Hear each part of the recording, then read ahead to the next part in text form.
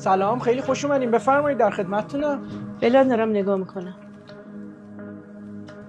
ببخشید میشه اون سرویس رو ببینم؟ اون فروشی نیست، ولی هر چیز دیگه بخواید تو مغازه من در خدمتتون هستم. یعنی چه فروشی نیست؟ بالاخره هر چیزی قیمتی داره، میخوام اون رو ببینم. اون جواهر 200 سال قدمتشه، از جد در جدم رسیده به ما. بحث پولش نیست، ارزش معنوی واسم داره. در ضمن ما داریم مغازه رو میبندیم، میتونید بعد از ظهر تشریف بیارید، حالا بقیه کارا هم هست ببینید. میشه ببینمش؟ گفتم که فروشی نیست. پسرم نمیخوام بدزدمش، نمیخوام بخورمش، که میخوام ببینمش فقط. خدمتتون.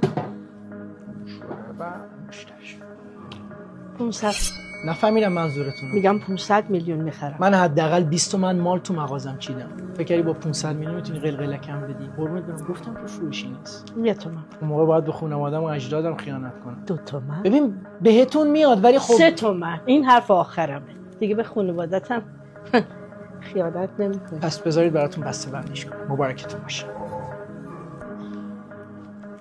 صبر کن بذار پاساژ بره بیرون. بعد 500 تومن بیشتر مایه‌اش نبود. کدوم اجداد؟ دست تو 500 میلیون بود، من بهش ارزش دادم شد 3 میلیارد تومان. بعدش هم یادت باشه مردم همیشه پای چیزی پول میدن که تو بهش ارزش بدی. الانم سرویسو بذار. از توی کلاهبرداری الان. تو اسمشو این بذار. سلام. سرویستون چند؟